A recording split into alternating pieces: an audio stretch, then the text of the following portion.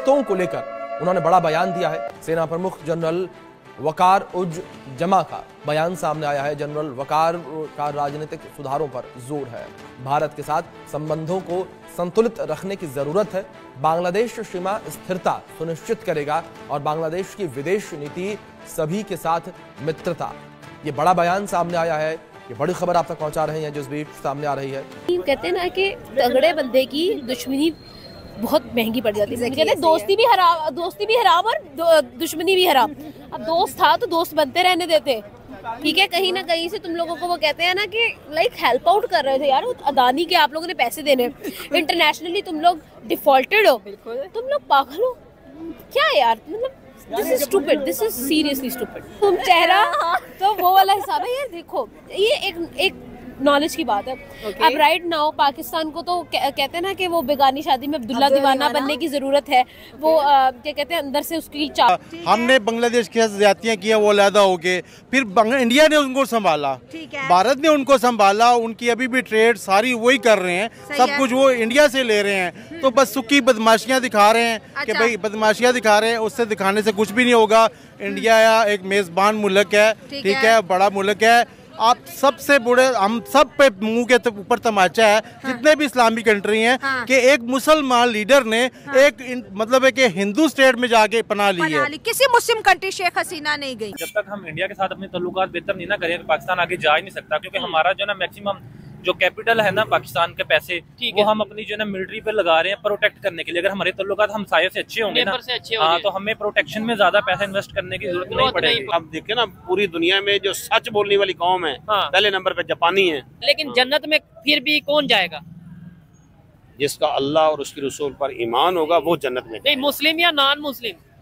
मुसलमान। और खौफ की बात यह है कि हम इतने कमजोर हो चुके, हम किसी स्पेसिफिक मौलाना के ऊपर भी बात नहीं कर सके कि यार हम पे कोई फतवा ना लग जाए। हाँ, अगर मौलाना पे बात की, लोग भी जाहिल है। अब ऊपर से आप पे भी आ सकता है। अगर तुमने एक बात मौलाना पे की, वो इतने एक्सट्रीम लोग हो गए हैं कि आप पे भी आ सकते हैं, कि आपकी जान को भी खतरा हो सकता है कि तुमने मौलाना को कुछ कहा है। ऐसे नाउज़ुबिल्लाह ऐसे हो गए जैसे पैगंबर को कुछ कहा हो, मौलाना को कुछ कहना है। हेलो दोस्तों, जैसा कि आपने हाईलाइट में देखा, बांग्लादेश के सेना अध्यक्ष जनरल वकार उज ने भारत के एक महत्वपूर्ण पड़ोसी बताया है। उनका ये बयान दोनों देशों के बीच बढ़ते तनाव के बीच आया। उन्होंने कहा कि ढाका कोई मायनों में नहीं दिल्ली पर निर्भर है। जनरल जमाना ने बताया कि बांग्लादेश के कई लोग इलाज के लिए भारत आते हैं और भारत से काफी सामान आयात किया जाता है। बांग्लादेश मीडिया के साथ एक हस्ताक्षर में उन्होंने कहा कि भारत के और बांग्लादेश संबंध आदान प्रदान वाले हैं। तो दोस्तों चलिए देखते हैं कि पाक मीडिया इस पर क्या रिएक्शन, उनका क्या कहना है इस वीडियो के बारे में। इसको वहाँ पर ही कह लें कि हम सजा देंगे। कभी कहते हैं, कभी बांग्लादेश का अलग से मैप बना देते हैं, कभी कह लें कि उनके सेक्रेटरी मिलने के लिए जाते हैं इंडियन, लेकिन उनसे सही तरीके से बातचीत नहीं करते हैं। इंडिया भी 2 लाख टन चावल भिजवा कर थक गया है, लेकिन बांग्लादेश स्टिल सेटिस्फाई नहीं हो पा रहा। उनको अक्ल नहीं आ रही है कि हम कम से कम ये टसल छोड़कर अपनी इकोनॉमी पर तवज्जो दें और देखें कि हमारे लोगों को खाना प्रॉपर्ली मिल रहा है या नहीं। भाई पाकिस्तान से मंगवाएं जिनको आपने अपना साथी कंसीडर किया है, एंड आपने हाथ मिला लिए हैं पाकिस्तान के साथ। एंड एवरीबॉडी इज सेइंग कि इंडिया को इविल आई से अवॉइड करना चाहिए, बिकॉज इंडिया जितनी जोरों शोर से तरक्की कर रहा है, लोग उतने ही उसके अगेंस्ट खड़े हो रहे हैं। Even Elon Musk says that. देखिए यार सिद्रा, सबसे पहले तो मैं ये बात स्टार्ट करूंगी कि आपको पता है जोक ऑफ द ईयर क्या है? That Bangladesh country of the year, right? So country of the year जो है ना, वो कंट्री ऑफ द ईयर क्यों है? Because they are doing the jokes of the year, ठीक है, the pranks of the year. वो लोग अपनी ही इकोनॉमी के साथ ऐसे प्रैंक्स कर रहे हैं कि मैं खुद हैरान हूँ कि यार ये लोग पागल हैं। आपको और मुझे यहाँ पर खड़े होकर पता चल रहा है कि यार ये लोग गलत कर रहे हैं, ये लोग रॉन्ग कर रहे हैं। लेकिन मसला यहाँ पर ये आता है कि जब किसी की हरी होती है, जिसकी मौत आई होती है ना, वो फिर आके ही रहती है। तो अब बांग्लादेश जो है ना, वो अपने पैरों पर खुद कुल्हाड़ी मार रहा है और नजर भी आ रहा है कि भाई वो लोग बुखलाए हुए हैं, वो जिसको कहते हैं बंदा बोंदल गया है, वो वाला हिसाब हुआ है। क्यों हुआ है? Because right now Sidra, when we talk about कि जिस तरह से हम लोग सिचुएशंस को हैंडल कर रहे हैं ना, इंडिया जो है, आप लोग उससे पंगा ले रहे हो और वो आपको पिछले 52 साल से जो है ना पाल रहा है, ठीक है। आप देखिए टेक्सटाइल में you are number 1, and if you are number 1, when you are number 1, तो हम लोग क्यों जो है वो इस सिचुएशन को इतना वर्स बना रहे हैं कि आप वापस मतलब मुंह दिखाने के भी काबिल ही ना रहो। यार आपको पता होना चाहिए कि देखिए, जब ये पाकिस्तान से आप अलग हुए थे, the only country, the only state जो कि आपको हेल्प आउट कर रही थी, दैट वाज इंडिया, ठीक है। और इंडिया के साथ आप लोगों ने इतने बुरे हालात कर दिए, इतना बुरा सलूक कर दिया। आप मुझे ये बता दें, मुझे सिर्फ इतना बता दें कि जिस कंट्री ने पहले पाकिस्तान पाकिस्तान के साथ वफा नहीं की, उसके बाद इंडिया के साथ वफा नहीं की, वो वापस से पाकिस्तान के पास आया। बेवफा कहीं का, बेवफा कहीं का। मेरा मासूम चेहरा तो वो वाला सॉरी, देखो ये एक नॉलेज की बात है। अब राइट नाउ पाकिस्तान को तो कहते हैं ना कि वो बेगानी शादी में अब्दुल्ला दीवाना बनने की जरूरत है, वो क्या कहते हैं अंदर से उसकी चाहत है कि हम बेगानी शादी में अब्दुल्ला दीवाना बन जाए। अब उस बेगानी शादी में अब्दुल्ला दीवाना बन के क्या मिला आपको? कितनी दफा आपने बिला वजह किसी ने, हम जब अच्छी कंडीशन में थे, जब हमारी स्टेट एक अच्छी पोजीशन पे थी, तो हम लोगों ने हर बंदे की मदद की है। हम लोगों ने चाइना तक को कर्ज दिए हुए, ठीक है, लेकिन अब क्या बात है, अब ये है कि हम लोग इतने दीवाने बन गए कि अब दीवाने का हाल कोई नहीं पूछता, ठीक है। तो यही सेम चीज है कि बांग्लादेश की हेल्प आप कर रहे हो, आप बांग्लादेश से दोस्ती कर रहे हो, दोस्ती का हाथ बढ़ा रहे हो, यार आपकी क्या विन है यहाँ पे?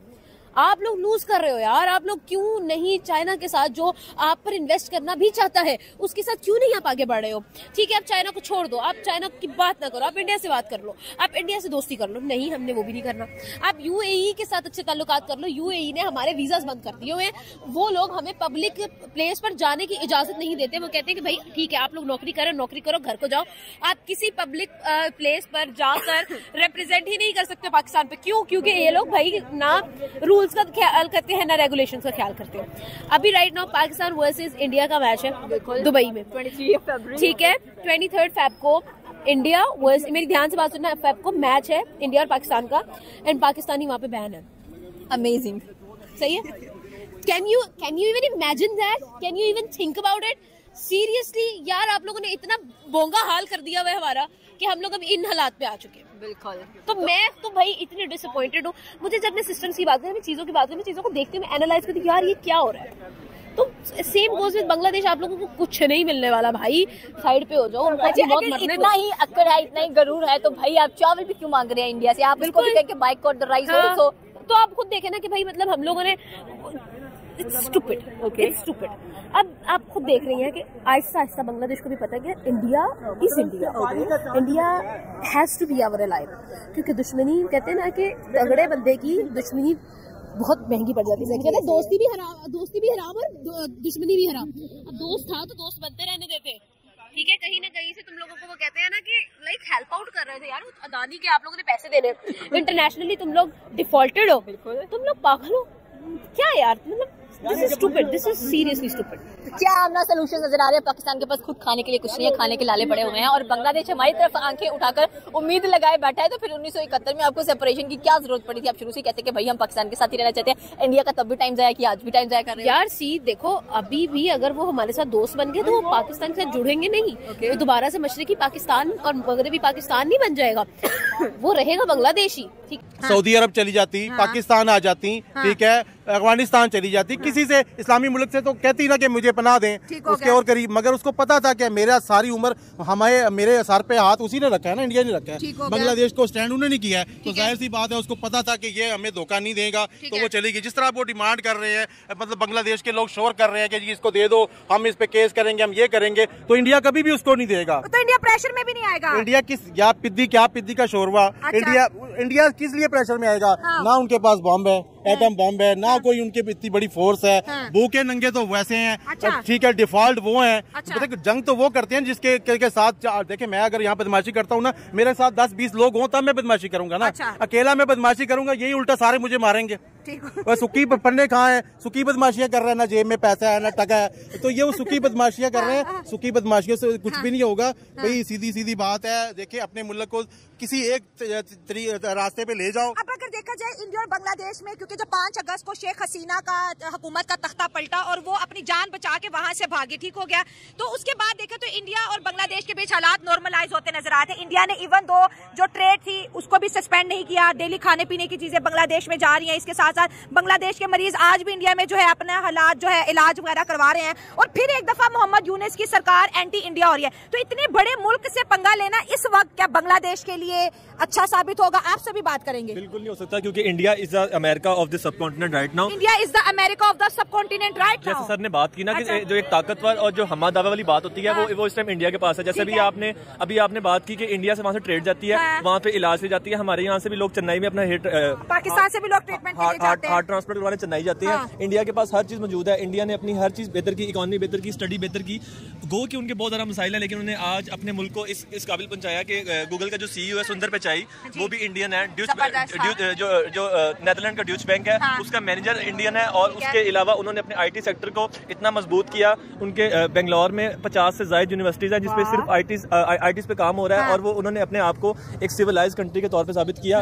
एशिया का जो रिचेस्ट आदमी है मुकेश अंबानी, वो वहाँ का है। अडानी, बांग्लादेश में आज भी अडानी की बिजली यूज हो रही है, वो भी कर्ज पे, और इंडिया को आंखें दिखा रहे हैं। मैडम, पाकिस्तान का मसला ये ना, यहाँ पे हर चीज की सहूलत है। मैं अगर आपको हर चीज की सहूलत दे दूंगा ना तो आप मेरी बात नहीं मानेंगी। और पाकिस्तान के लोगों को इब्ने गुलाम और इब्ने गुलाम बनाने का रवाज है और ये चलता आ रहा है। जैसे कि अभी अंकल ने बात की कि, और आपने उनसे सवाल किया कि वो क्यों किसी मुस्लिम नेशन कंट्रीज के पास नहीं गई। वी आर इजीली सेलेबल, हम बहुत जल्दी बिक जाते हैं। आप अगर आप इस्लामी हिस्ट्री को भी उठा कर दे लिया, एज अ मुस्लिम हम सिर्फ मुसलमान घर में पैदा हो गए, इसके अलावा हमारा मुसलमान होने में कोई किरदार नहीं है। हम पाकिस्तान की जो 100% अवाम है ना, to be very honest and to be very frank, उसमें से 105% अवाम झूठी है। 100 में से 105 में से, क्योंकि हम दिन में 2 बार भी तो झूठ बोलते हैं ना। 100 में से 105% झूठे हैं। मैं आपसे बड़ा कहता नहीं है, जो कहता नहीं है वो उससे बड़ा झूठा हो जाता है, क्योंकि वो भी झूठ बोल रहा है कि मैं नहीं हूँ। तो मैंने बताया हम दिन में 2 बार भी तो झूठ बोलते हैं ना। तो 100 में से 105% अवाम हमारी झूठी है। और अलमिया ये है कि उस 105% में से 110 कहती है कि हम सच्चे हैं। क्या मैथ है ये देखना, ये क्योंकि हम दिन में 2 बार पे लागू हो जाएगा ये मैथ मैम बड़ी देर से लागू है। जिस तरह की आपने शेख हसीना वाजिद ने बात की ना, उन्होंने उस कंट्री के लिए काफी कुछ किया। वो शेख मुजीबुर रहमान की साहिबजादी है, उसने इस मुल्क के लिए काफी कुछ किया। लेकिन उन्होंने ना फिर एंड पे एक जागीर समझ लिया था कि सिर्फ मैं ही one man show, one man army. जिस तरह यहाँ पे भी एक पाक आर्मी है जिसका नाम पाक आर्मी है, जिसकी एब्रिविएशन पाकिस्तान आर्मी से निकली है। दोस्तों, जैसा कि आपने वीडियो में देखा, बांग्लादेश के सेना अध्यक्ष जनरल वकारुद्दीन ने कहा भारत और बांग्लादेश के बीच आदान प्रदान वाले संबंध स्पष्ट पर निर्भर होने चाहिए। बांग्लादेश को भारत अच्छे संबंध बनाए रखने होंगे। जब उस दिन से दोनों देशों के बीच कोई अनसुलझे मुद्दे और बातचीत को लेकर सवाल किया गया तो उन्होंने कहा कि भारत महत्वपूर्ण देश है, हम कई मामलों में भारत पर निर्भर, भारत की भी हमसे सुविधाएं मिल रही है। बड़े पैमाने में उन लोगों को काम करते हैं। बांग्लादेश के लोग इलाज के लिए भारत जाते हैं, हम से कई सारी चीजें खरीदते हैं। यहाँ एक आदान प्रदान वाला संबंध है। उन्होंने आगे कहा कि हमारे संबंध इस पर आधारित होने चाहिए। अगर कई देश भी किसी भी लोग भी प्रदान करने तो इसमें कुछ गलत नहीं है। अगर हम अपना लाभ उठाना चाहते हैं तो दोषी भी हमें भी हैं। हमें इन मुद्दों पर ध्यान देना चाहिए। हमें समानता के आधार पर संबंध बनाने चाहिए। जनरल जमाने ने बताया कि बांग्लादेश ऐसे कुछ भी नहीं करेगा जो भारत के रणनीतिक हितों के खिलाफ हो। उन्होंने कहा कि जब हम उनके हित में ध्यान रखेंगे तो हमारे हित के सम्मान ध्यान रखेंगे। बता दें कि दिसंबर की शुरुआत में ही भारतीय विदेश सचिव विक्रम मिस्री की बांग्लादेश के दौरा किया था। इस साल अगस्त शेख हसीना का प्रधानमंत्री पद हटाने के बाद मोहम्मद यूनूस से सत्ता संभालने के बाद यह भारत की तरफ पहली उच्च स्तरीय बैठक थी। तो दोस्तों, वीडियो कैसा लगा अपनी राय कमेंट में जरूर दें। वीडियो पसंद आए तो लाइक और सब्सक्राइब करना ना